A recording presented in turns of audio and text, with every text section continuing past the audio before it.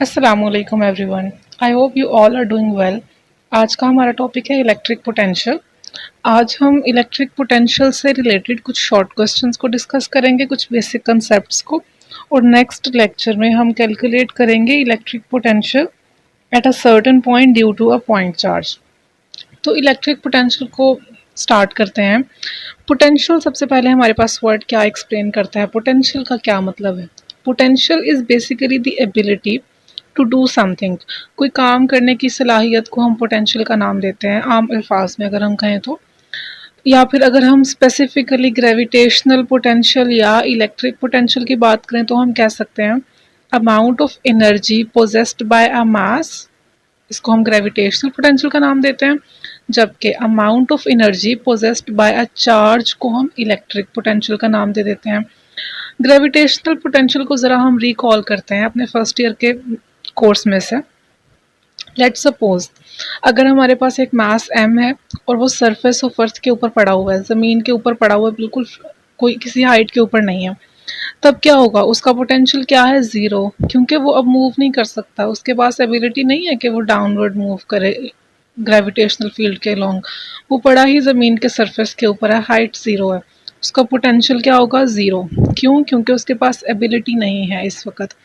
Now अगर मैं उस पर वर्क करती हूँ, उसको 10 मीटर की हाइट तक लेके जाती हूँ in upward direction opposite to the gravitational field, external force लगा के, तब क्या होगा? अब उसके पास ये पोटेंशियल है कि अगर मैं उसको वहीं पे छोड़ दूं तो वो खुद नीचे आ सकता है। मीन्स के मास m के पास ये पोटेंशियल या एबिलिटी क्रिएट हो गई है। ये एबिलिटी कहाँ से आई उसके पास? जो वर्क डन मैंने उस पर किया था वही मास m में स्टोर हुआ ग्रेविटेशनल पोटेंशियल एनर्जी की फॉर्म में, और वो उसको यूज़ करके खुद डाउनवर्ड मूव कर सकता है। Now it has the potential to move downward. इसी कॉन्सेप्ट से हम इलेक्ट्रिक पोटेंशियल की तरफ आते हैं। Same is the case with the charge in electric field between two oppositely charged parallel plates. Let's say we have a positive test charge in the field between two oppositely charged parallel plates A and B as it is shown in the diagram. Positive test charge अगर हम रखें in electric field between two oppositely charged parallel plates तो क्या होगा? वो move करेगा towards negative field automatically, क्योंकि negative plate की तरफ से उसे अट्रैक्टिव फोर्स फील हो रही है और वो नेगेटिव प्लेट के साथ जाके चिपक जाएगा। अब उसके पास क्या है? अब उसके पास कोई एबिलिटी नहीं है मूव करने की। Now it can not move.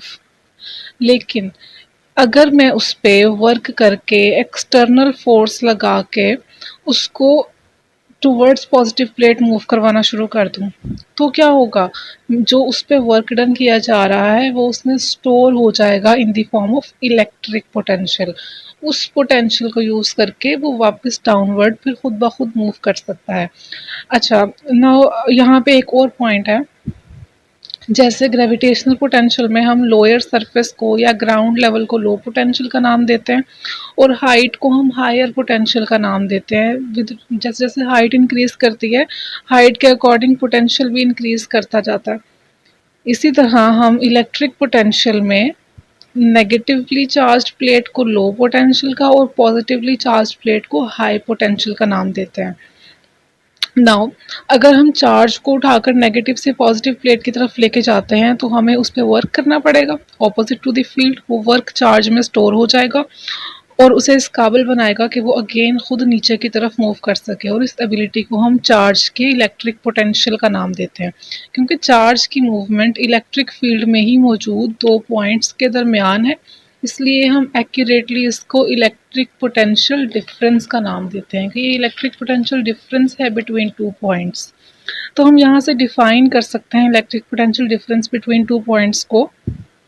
We can say that it is the work done in carrying a unit positive charge from one point to the other while keeping the charge in electrostatic equilibrium. ये जो last part of definition है ये बहुत important है।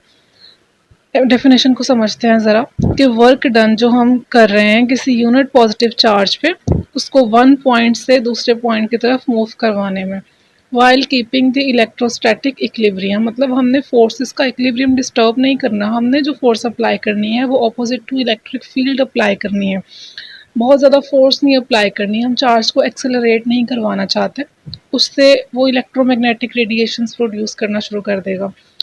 तो हमने क्या करना है, चार्ज को मूव करवाना है while keeping the charge in electrostatic equilibrium. Mathematical form देखते हैं। वी हम कहते हैं सिंबल है पोटेंशियल का, डेल्टा वी, डेल्टा चेंज को रिप्रेजेंट करता है। अगर हम दो पॉइंट्स ए और बी की बात करें, हमारा चार्ज मूव कर रहा है ए पॉइंट से बी पॉइंट की तरफ, तो फाइनल माइनस इनिशियल लिखते हैं V B minus V A is equal to work done per unit charge W A B divided by Q naught. A B represent कर रहा है कि हमारा जो वर्क है वो ए और बी दो पॉइंट्स के दरमियान हुआ है, ए से बी की तरफ। एक और डेफिनेशन हम देखते हैं इलेक्ट्रिक पोटेंशियल डिफरेंस की। क्या है definition? It can also be defined as the difference of electric potential energy per unit charge between two points. इसको भी हम इलेक्ट्रिक पोटेंशियल का नाम देते हैं कि हम दो पॉइंट्स के दरमियान अगर हमने पोटेंशियल डिफरेंस निकालना है तो हम दोनों पॉइंट्स पे electric potential energy per unit charge निकालें और उसका डिफरेंस निकाल लें तो हमें पोटेंशियल डिफरेंस पड़ जाएगा। मैथमेटिकल फॉर्म में कैसे लिख सकते हैं? Del V is equal to del U over Q naught. U represent कर रहा है इलेक्ट्रिक पोटेंशियल एनर्जी को, मींस चेंज इन पोटेंशियल या potential difference is equal to change in potential energy per unit charge. अब हमारे पास दो mathematical forms बनी हैं दोनों डेफिनेशन से इलेक्ट्रिक पोटेंशियल की, तो दोनों को हम रिलेट करते हैं। ज़रा रिलेशनशिप देखते हैं दोनों में, दोनों को इकट्ठा लिखते हैं। एक मैथमेटिकल फॉर्म में हमने पढ़ा delta V is equal to delta U over Q naught, और एक मैथमेटिकल फॉर्म में पढ़ा हमने delta V is equal to W A B over Q naught. दोनों को इकट्ठा लिखते हैं। Delta V is equal to delta U over Q naught which is equal to W A B over Q naught. पूरी equation को Q naught से multiply कर दें, हमारे पास क्या आ जाएगा?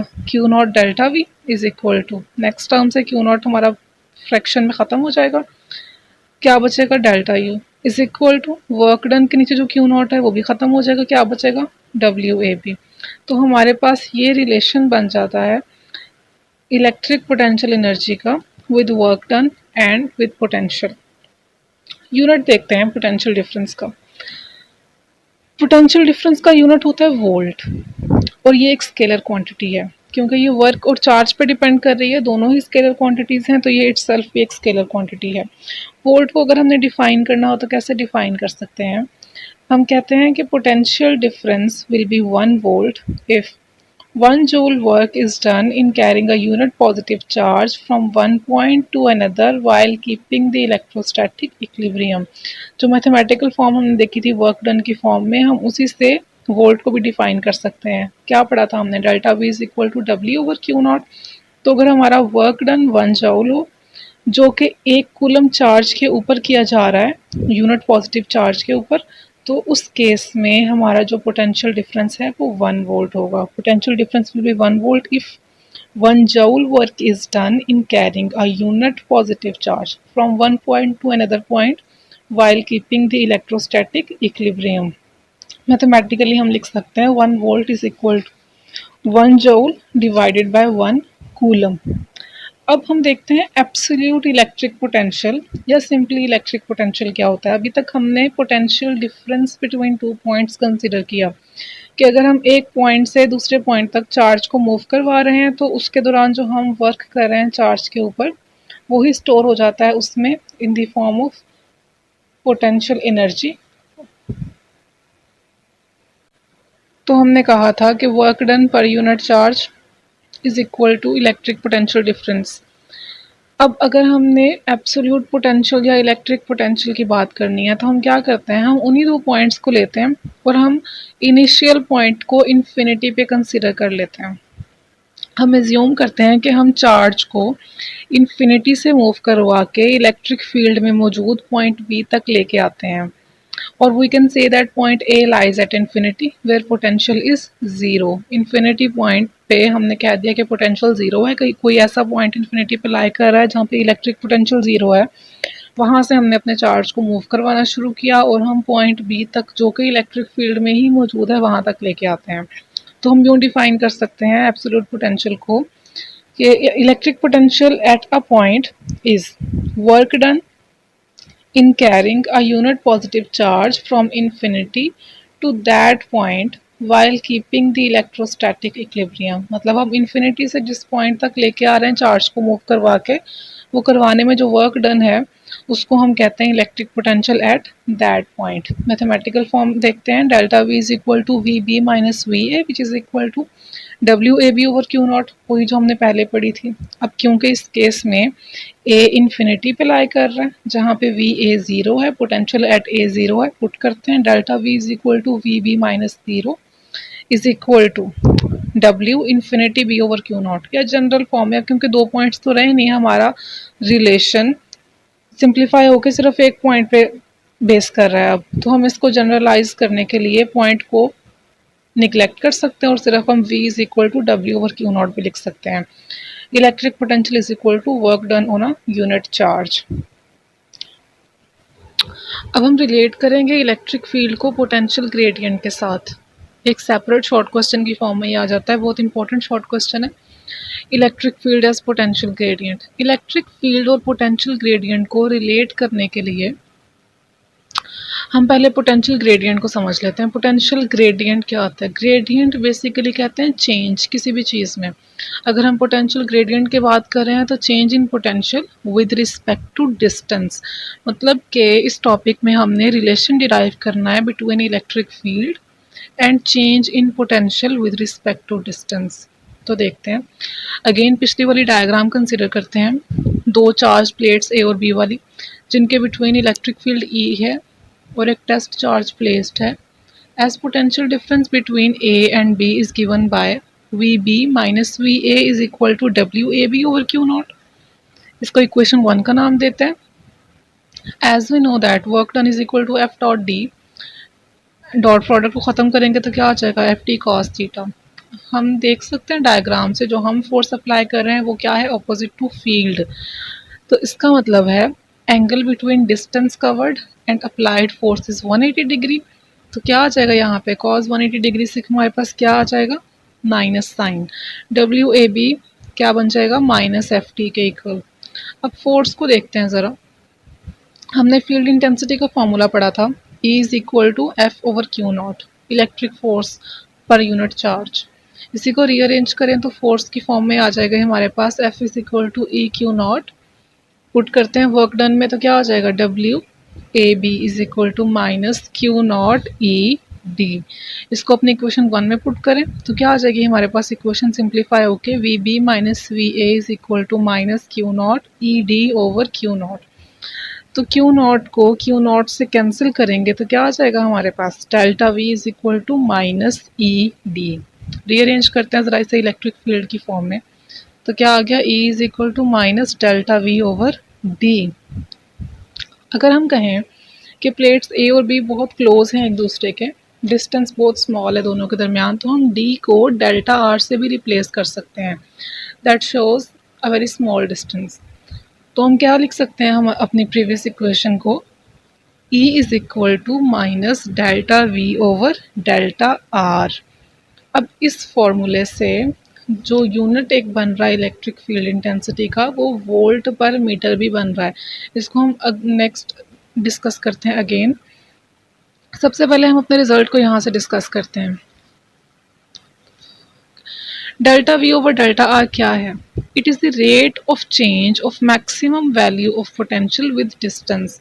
It is termed as potential gradient. यही टर्म है जिसे पोटेंशियल ग्रेडियंट का नाम देते हैं, जो क्या शो कर रही है? Change in potential with respect to distance. Negative sign यहाँ पे क्या शो कर रहा है? नेगेटिव साइन का ये मतलब है कि एक्चुअली डायरेक्शन ऑफ ई जो है वो along the direction of decreasing potential है। मतलब E इज इक्वल टू किसके है? चेंज इन पोटेंशियल के। बट नेगेटिव साइन ये शो कर रहा है कि E नेगेटिव साइड की तरफ है, मतलब डिक्रीजिंग चेंज वाली साइड पे है। E is along the decreasing potential. तो ये हमारा छोटा सा एक शॉर्ट क्वेश्चन कवर हो गया। अब हम again unit of electric field की बात करते हैं। बाय डेफिनेशन जब हमने इलेक्ट्रिक फील्ड का यूनिट देखा था तो वो न्यूटन पर कूलम था। अभी हमने पिछले फॉर्मूला में यूनिट देखा इलेक्ट्रिक फील्ड का वोल्ट पर मीटर है। ये छोटी सी कन्वर्जन है हमारे पास दोनों यूनिट्स की। ये भी एक सेपरेट शॉर्ट क्वेश्चन है, देख लेते हैं। As 1 volt per metre is equal to volt को हम कैसे लिखते हैं, जूल पर कूलम। तो वोल्ट की जगह पे जूल पर कूलम पुट करते हैं, डिवाइड बाय मीटर। इसको सिंप्लीफाई फॉर्म में ऐसे भी लिख सकते हैं, joule divided by coulomb metre. Joule क्या होता है, न्यूटन मीटर के इक्वल, जूल की जगह पे न्यूटन मीटर पुट करें तो मीटर और मीटर ऊपर नीचे कैंसिल हो जाएंगे, तो हमारे पास क्या आ गया, न्यूटन पर कूलम।